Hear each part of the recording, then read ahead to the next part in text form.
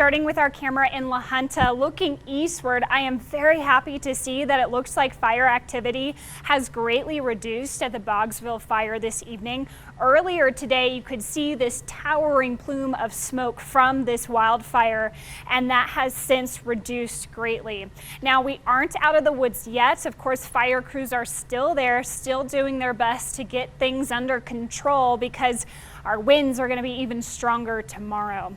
If you have seen the smoke around today, just be mindful that if you smell it, you need to stay inside. There is an air quality alert for Bent County. So in terms of current conditions at the Boggsville fire that's burning southeast of Los Animas, the winds are still strong out of the west around 26 miles per hour, gusting as high as 38, and humidity is very low, 10%. So that would drive this grass fire towards the east, and throughout the day we've had a west-southwest wind which would drive it towards the east-northeast, hitting the natural barrier of the John Martin Reservoir. We still do have red flag warnings in place until 8 o'clock, and that's pretty widespread across eastern Colorado, and we're going to do it again tomorrow.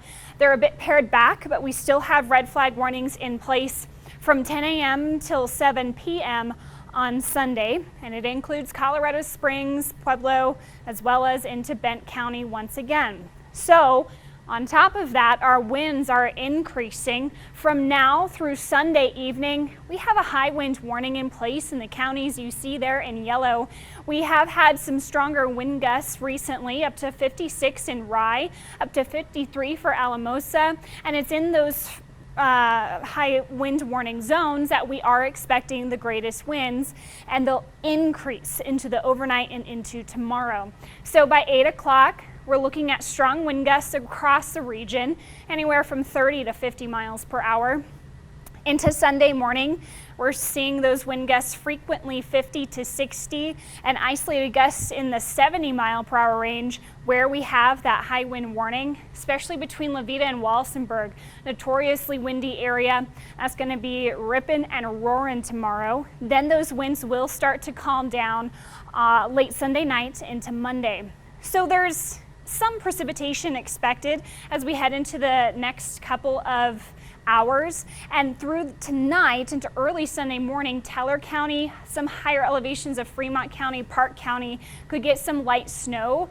Unfortunately, it's not going to do a whole lot of good for us, but we are going to see a stronger cold front move through the plains. It will be a dry one on Sunday night into Monday, but that one is going to take our winds down and it will increase the humidity. That will be the end of the really high fire danger. In terms of our temperatures now, we're in the 40s into the 60s, depending on your elevation, depending on how much of that warm downslope wind you've had today.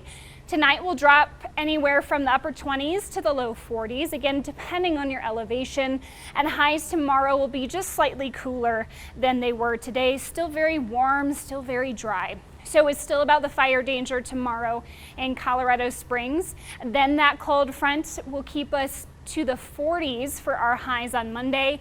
I'm watching some changes in our forecast by Thursday, Friday with a chance of snow. For Pueblo, a higher impact for tomorrow because of the high wind warning in place. And then we'll have that slight cool down Monday back to seasonable 50s and a much calmer start to the week. For Canyon City, very windy, maybe an isolated shower early tomorrow. But then we are looking at a cooler start to the week, back down to the 50s before 40s return towards Thursday, Friday with a chance of snow. Woodland Park, some light snow is possible tonight, and then we're going to clear out throughout the day on Sunday.